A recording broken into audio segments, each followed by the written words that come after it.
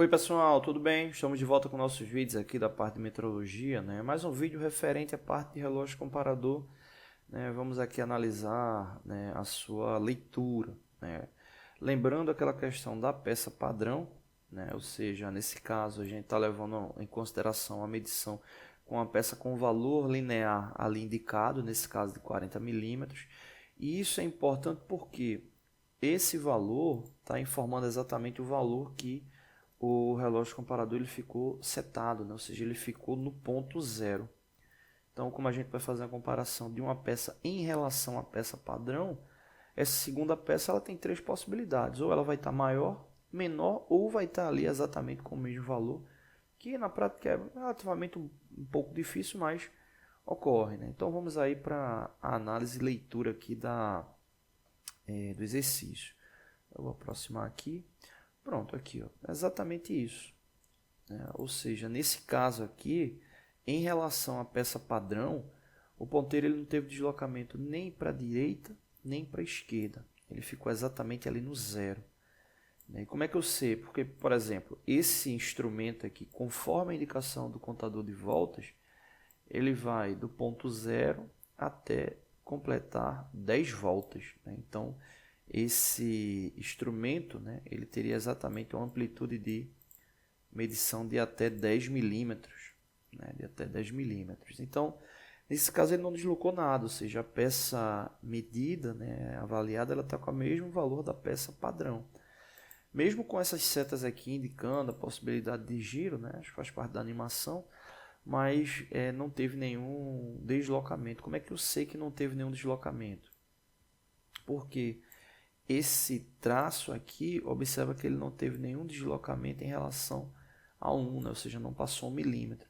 Eu acho que até no software ele deixa um pouco o traço aqui mais para a esquerda para confirmar que ele está realmente dessa amplitude, né? Porque a única forma de chegar a esse valor, né, e gerar dúvida seria exatamente se ele desse 10 voltas completas e ficasse exatamente aqui no zero, né? O que obviamente na prática você viria, né, pelo deslocamento da haste do relógio, né? Então nesse caso aí não teve alteração, então o valor da resposta é exatamente 40 milímetros, né? Se por acaso ele tivesse um deslocamento desse ponteiro para a direita, né, tivesse o deslocamento desse ponteiro do mostrador principal para a direita, significaria que ele teve exatamente ali uma questão de decréscimo, né? E se ele tivesse deslocamento para a esquerda, né, ou acabei me confundindo, né? Se ele tivesse para a direita ele teria um acréscimo e se ele tivesse para a esquerda ele teria um decréscimo. Por isso que existe um detalhe bem importante, eu vou até colocar a resposta para a gente para um próximo aqui, para analisar um detalhe que é a questão da pré-carga, né? Tá aqui 40 milímetros, resposta correta.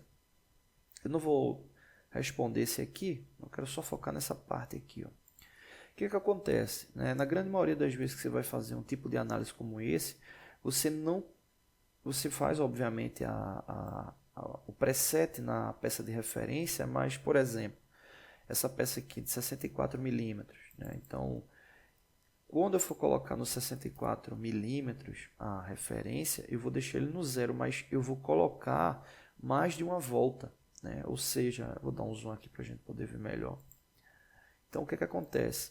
De vez de eu deixar ele aqui nesse ponto zerado, eu dou uma volta, né, 1 milímetro, 2 voltas, pelo menos 2 voltas. Por quê? Porque você vai ter uma margem de possibilidade de valor tanto de acréscimo como decréscimo, para mais ou para menos, obviamente, né? E aí no caso ele está presetado para a referência da peça no zero, mas com 2 milímetros de margem, pelo menos ali para uma situação de decréscimo, né? Então por isso que é muito importante lá a pré-carga, porque se você deixar ele no zero, você deixar ele, exemplo, imagina que você está fazendo uma verificação de uma peça que ela tem uma inclinação, né? Então nesse caso, vamos supor que você colocou o relógio nesse ponto aqui zero, né? Então ele não vai ter mais como a haste estender, né? Então você vai ter toda essa área aqui de verificação em falso, né? Em vazio, né? Então se você coloca essa pré-carga ali no comprimento do relógio,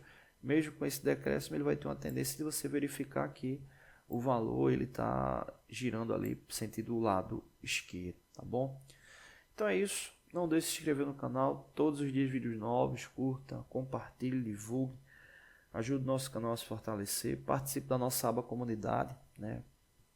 Referente a esse vídeo que é de meteorologia, a gente tem uma playlist extensa aí da parte de meteorologia, é só acessar lá a nossa aba de playlist e verificar que tem uma série de vídeos lá para você se atualizar, tá bom?